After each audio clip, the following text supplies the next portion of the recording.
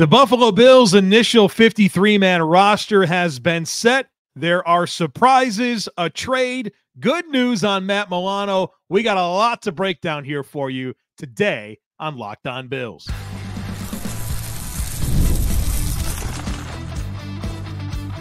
You are Locked On Bills, your daily Buffalo Bills podcast. Part of the Locked On Podcast Network, your team every day. What's up, Bills Mafia? It's Joe Marino, author of Go Bills and Buffalo's Run, also the co-host of the Locked On NFL Scouting Podcast, and I'm your host of Locked On Bills. Want to thank you for making Locked On Bills your first listen every day, and a big welcome and shout out to our everydayers. You know who you are. Those of you who never miss a single episode, I appreciate y'all being here very, very much. I'd also like to invite you to subscribe or follow for free on YouTube or wherever you listen to podcasts. We're part of the Locked On Podcast Network, your team every day. Today's episode is brought to you by Game Time. Download the Game Time app, create an account, and use code LOCKEDONNFL for $20 off your first purchase. Terms apply. Download Game Time today.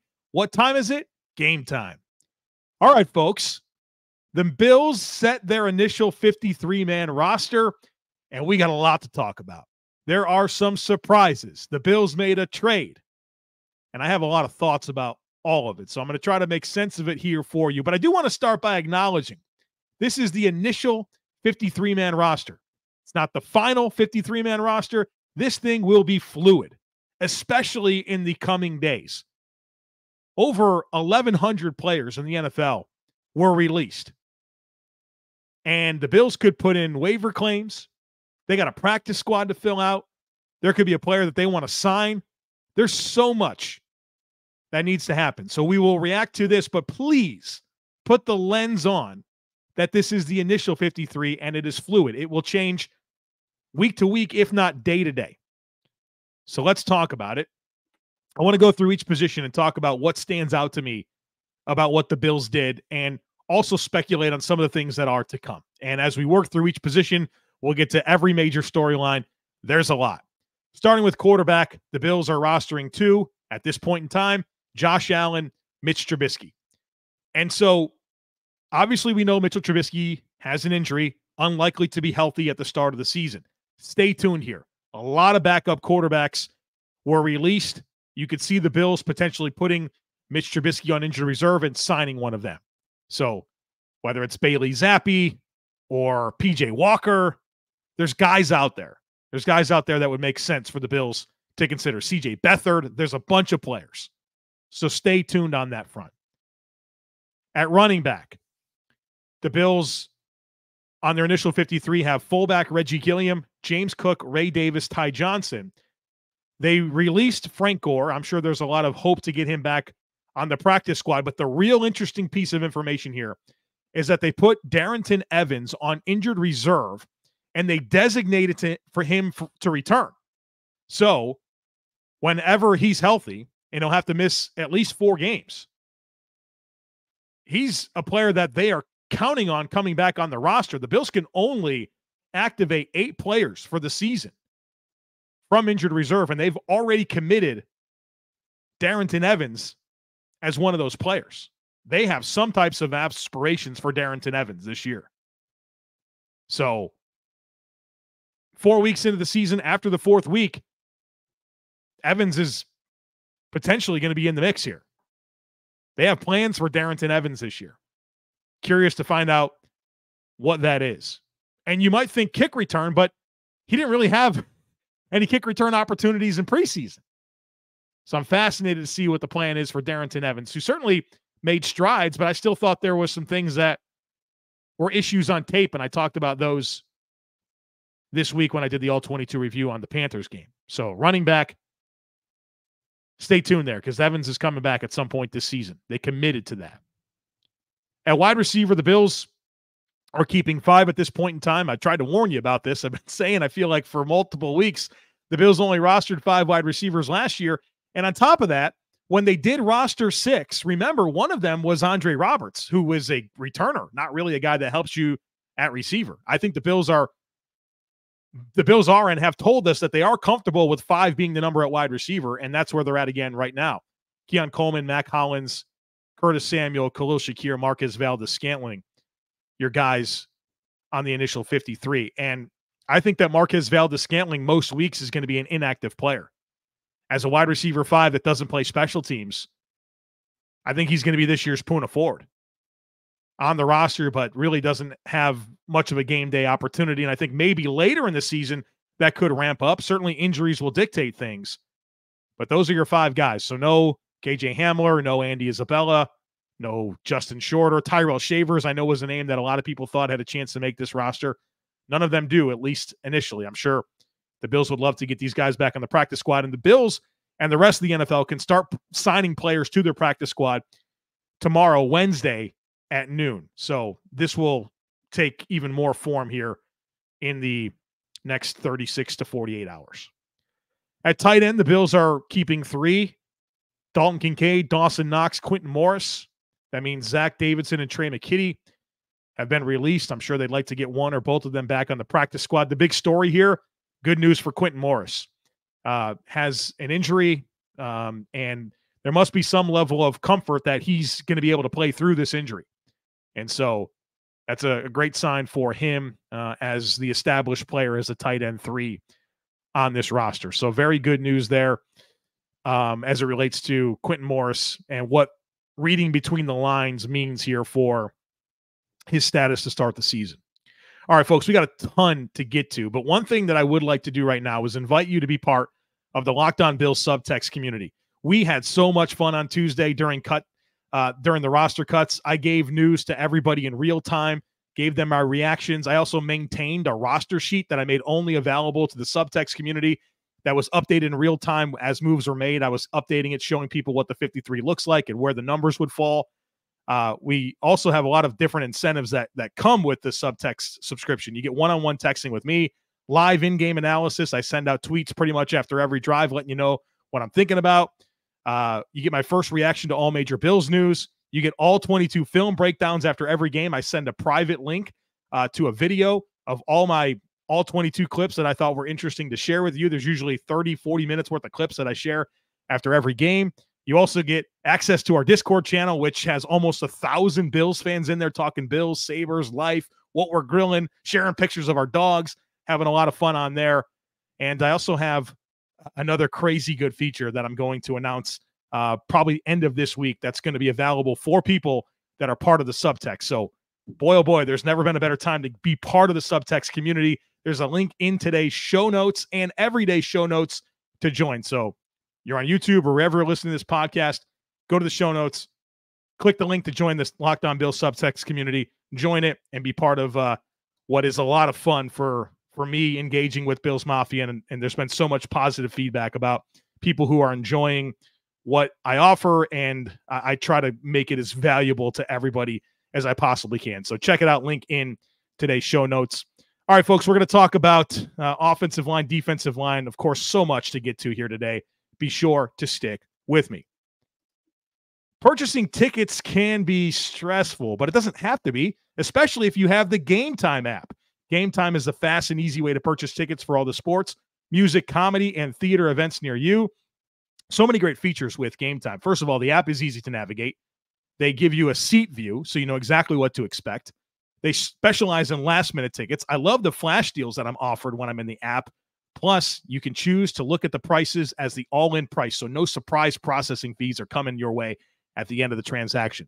So take the guesswork out of buying tickets with Game Time. Download the Game Time app, create an account, and use code LOCKEDONNFL for $20 off your first purchase. Terms apply. Again, create an account and redeem code LOCKEDONNFL. That's LOCKEDON NFL for $20 off. Download Game Time today. What time is it? It's game time. All right, folks, let's continue discussing this initial 53-man roster for the Buffalo Bills. We'll get to the offensive line. The Bills are rostering 9 offensive linemen, and it's kind of what you'd expect. The 5 starters, Dawkins, Edwards, McGovern, Torrance, Brown, and then a good-looking group of young backups, Alec Anderson, Ryan Vandemark, Tylen Grable, Cedric Van Pran Granger, all those guys making your initial 53-man roster. 9 offensive linemen. So that means kind of the notable cuts here were Will Clapp and Lyle Collins. And I'm sure the Bills would love to get one or both of them back to the practice squad. But the Bills are definitely leaning into the youth here, and I think that's really wise. Even though they're young players, I mean, Alec Anderson and Ryan Vandermark, it's year 3 for them in the NFL. Year 2, I guess it's year 3 for them as part of the Buffalo Bills as well. Year 3 with Aaron Cromer. At least for Anderson, I think it's 2 years for Ryan Vandermark. But there's just a lot to be excited about those two young players, and especially what we saw from Tylen Grable and Cedric Van Pran Granger as draft picks. Those guys have had great preseasons, and so the Bills have a nice little young offensive line pipeline brewing here behind what looks to be a quality set of starters. So I feel really good about this Bills offensive line and kind of the mix of established veterans, young developing players, young players that are starting and contributing, and Torrance and Brown. There's a lot to like about the makeup about this offensive line. And then, of course, you're expecting to get, some quality players kind of back on the practice squad as well. So that's the offense. That's where you're at offense.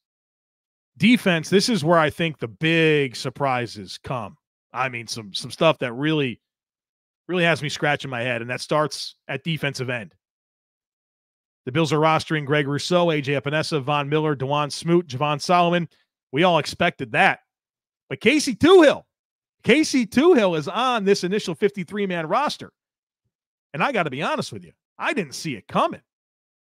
Now, I would be willing to bet that Casey Toohill is probably player 53. If the Bills make a move tomorrow and the Bills release a player and don't just put somebody on injured reserve, which I think is possible, Casey Toohill's got to be the guy, right? That gets axed. What did he do? First of all, I was very underwhelmed with his film for Washington. Then he comes to the Bills, and he's injured, it feels like, for most of camp. Plays a little bit in the Panthers preseason game, doesn't play particularly well, and makes the team? I don't understand it. I really don't. Meanwhile, Cameron Klein, Kingsley Jonathan, and Rondell Bothroyd all got released, and I think Kingsley Jonathan's a more attractive player to me than Casey Toohill. Maybe I'm wrong. Maybe I'll eat my words. I'll be so excited that the Bills have Casey Toohill by midseason and he'll make an impact for this football team. But I struggle there. I thought he was, watching him at Washington, just kind of a try-hard guy, which is good. You want to have a hot motor, but you got to have some instincts and some technique about you. I didn't see it. So I'm not sure what he's done to this point to make this roster. I'm sure maybe there's some intangibles or something. I don't know what it is. But Casey Toohill, a member of your initial 53-man roster. I thought if the Bills kept 6 defensive ends, surely Kingsley Jonathan had a spot.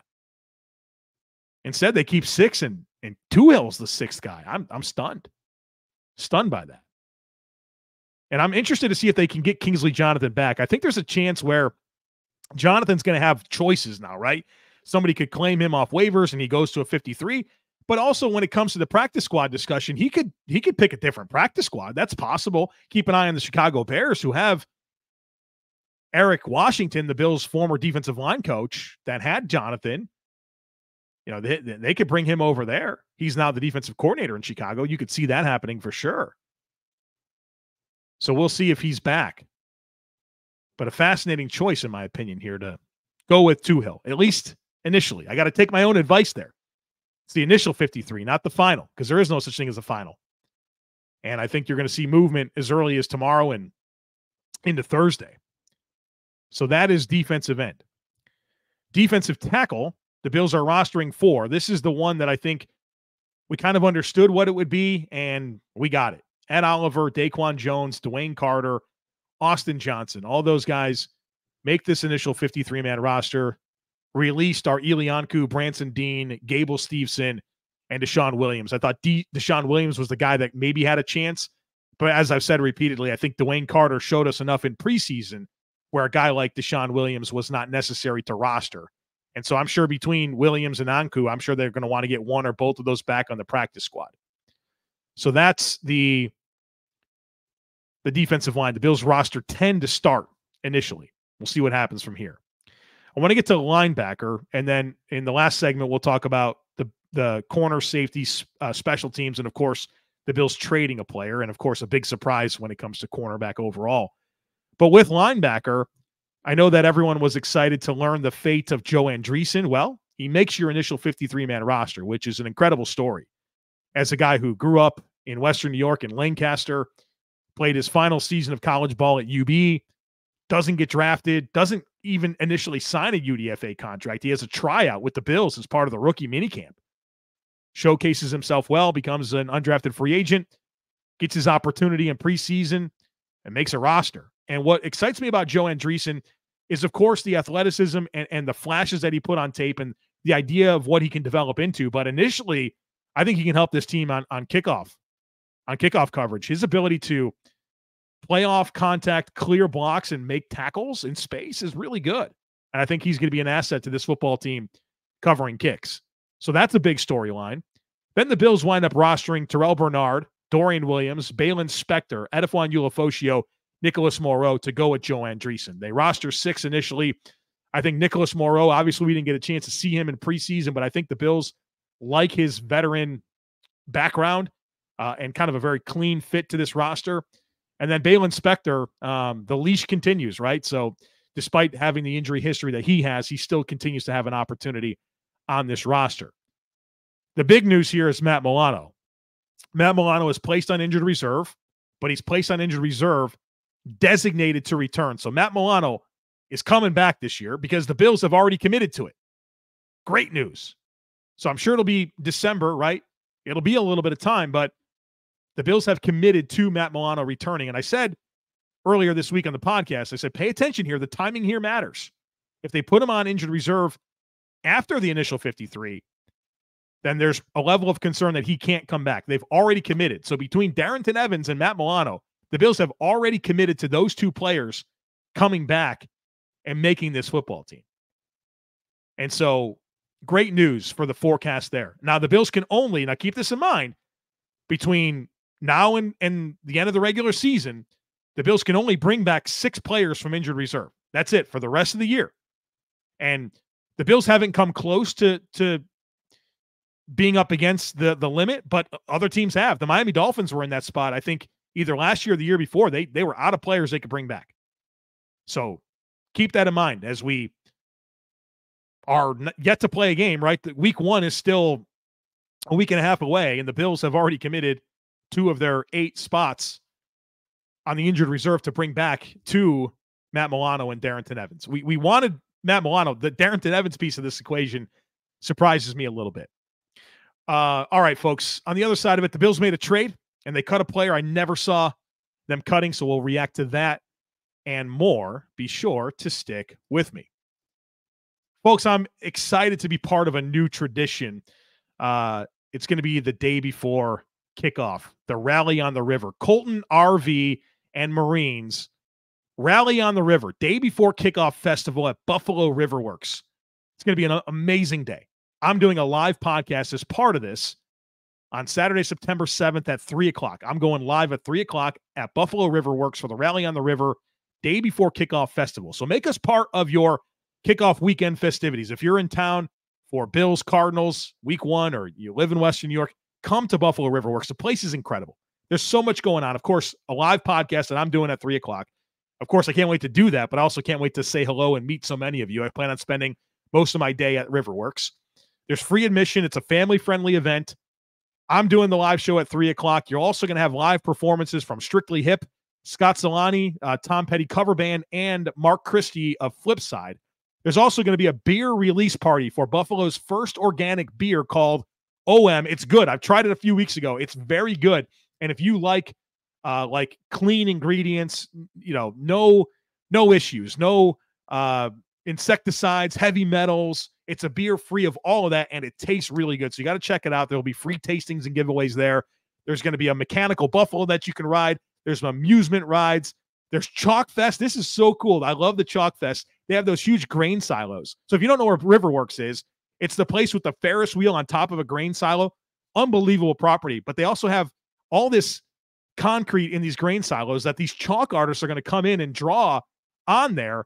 And the theme is authentically Western New York. It's a big contest. I saw some of the images from the last Chalk Fest, and it was incredible. So that's going on. All this at Buffalo River Works, day before kickoff festival. There's parking.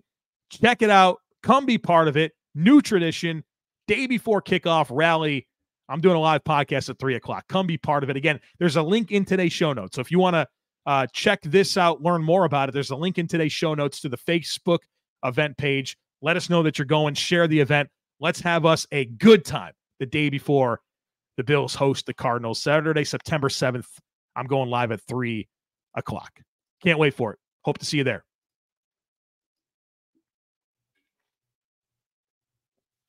All right, folks. Let's talk about what the Bills did here at corner and safety and specialists. Cornerback is where it gets interesting. I never saw this coming. The Bills release Daequan Hardy. I am stunned. So they're keeping Christian Benford, Rasul Douglas, Taron Johnson, Kyer Elam, JaMarcus Ingram. They traded for Brandon Codrington. I'll tell you all about him in just a moment. But they cut Daequan Hardy. I didn't see this coming, folks. I thought he was sensational in the preseason at corner. He's a draft pick out of Penn State. And I thought his corner tape was terrific.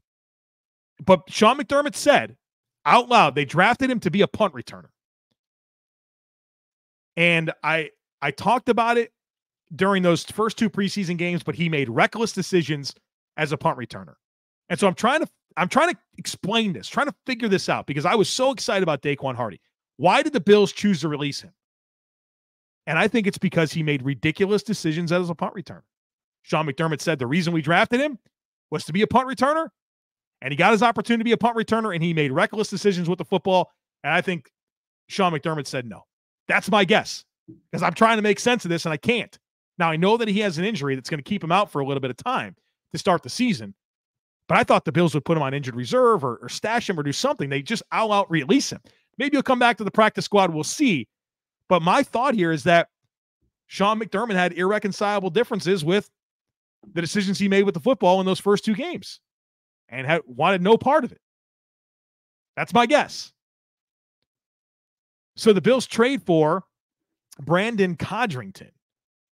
Probably wondering who that is. Let me tell you about him. He's a rookie, an undrafted free agent out of North Carolina Central by the Jets. He's small and he's slow.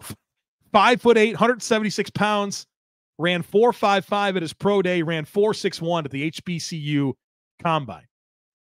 He's a defensive back, but he's really a returner. And he's had a great preseason with the Jets as a returner. He had a 63-yard kick return this preseason with the Jets. He also had 6 punt returns for 89 yards this preseason. And according to Pro Football Focus, he forced 15 missed tackles on 8 returns this preseason. So obviously that caught the eye of the Bills. He has a very decorated career as a returner in college. As a kick returner, 40 returns, an average of 18.2 yards. But his punt return work is what's really impressive. 45 punt returns, averaging over 14 yards per return, 14.2 yards, 3 punt return touchdowns. He also has 23 fair catches, so he's fielded 68 punts in college.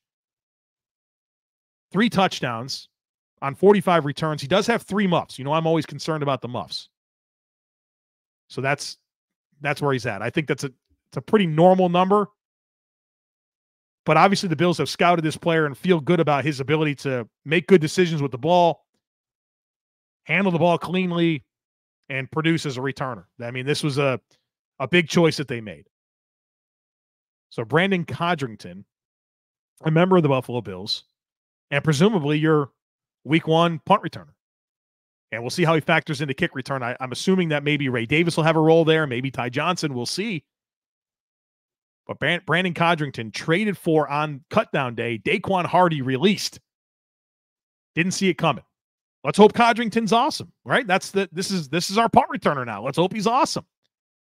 But I'm not going to lie. I didn't see Daequan Hardy getting cut. But as I've tried to make sense of it, Sean McDermott said, drafting him to be a punt returner. And what did he do as a punt returner? He made several reckless decisions as a punt returner. That's all I can think of, because I thought that corner tape was good. And maybe he'll be back on the practice squad. I hope he is. At safety, the Bills keep 5: Cole Bishop, Taylor Rapp, Cam Lewis, Mike Edwards, DeMar Hamlin. So we know Taylor Rapp's kind of the guy, at least through the Bills' eyes at safety. And all the candidates are still here. And we didn't really get to see him in preseason because they were all injured. Bishop injured. Mike Edwards been injured. Of course, DeMar Hamlin with the hamstring late. But I think your hedge against all of this is Cam Lewis, right? The guy that I think the Bills have a lot of confidence in if needed. So the Bills roster 11 defensive backs, and I think you could kind of look at Codrington as more of a returner only. So I guess 10 defensive backs that they're probably comfortable playing. Kind of a fun story here with these UB products, right? JaMarcus Ingram makes this team. Cam Lewis, Joe Andreessen makes this team. 3 UB Bulls on this roster. And the only other school that has 3 players on this initial 53 is Penn State. So that's interesting there. In terms of specialists, Reed Ferguson, Tyler Bass, Sam Martin. Just what you would expect. The Bills didn't even have competition for those players. So that's the initial 53. And folks, things are going to happen from here. The Bills are going to fill out a practice squad. They're going to consider the other players that were released. I know there's some receivers out there that are interesting. Noah Brown. I'd love that. Terrence Marshall Jr. has experience with Joe Brady at LSU. Backup quarterbacks were released. We'll see. I think this is a very fluid situation, but this is initially how Brandon Beane has it set up. And so obviously we'll see how the dust settles here, and we'll break it all down for you here on Locked On Bills. But this is the initial 53, and excited to kind of talk through it with you and see what happens from here. All right, folks, join the Locked On Bills subtext community. Link in today's show notes. Come to Rally on the River. There's a link in today's show notes to the Facebook event page there. Say that you're going. Share the event. Let's get this thing going. Let's have a party. Let's have an amazing time. I can't wait. I'm flying up with my wife for the event. We're going to be there. I'm going to have a lot of family as well that are going to be there, and I hope to see as many of you as possible at the Rally on the River. And I hope to see as many of you as possible, again, when we have our next podcast. So we'll see what news comes our way the rest of the week. I want to do my stat prediction podcast as well. I hope to have that done either Thursday or Friday. So plenty of content. And then next week, we got to get ready for game 1. So very exciting times here on the podcast. Make sure that you're subscribed. Would love it if you took a second to rate, review, and share the podcast. Have a great rest of your day. Go Bills. And I look forward to catching up with you again real soon.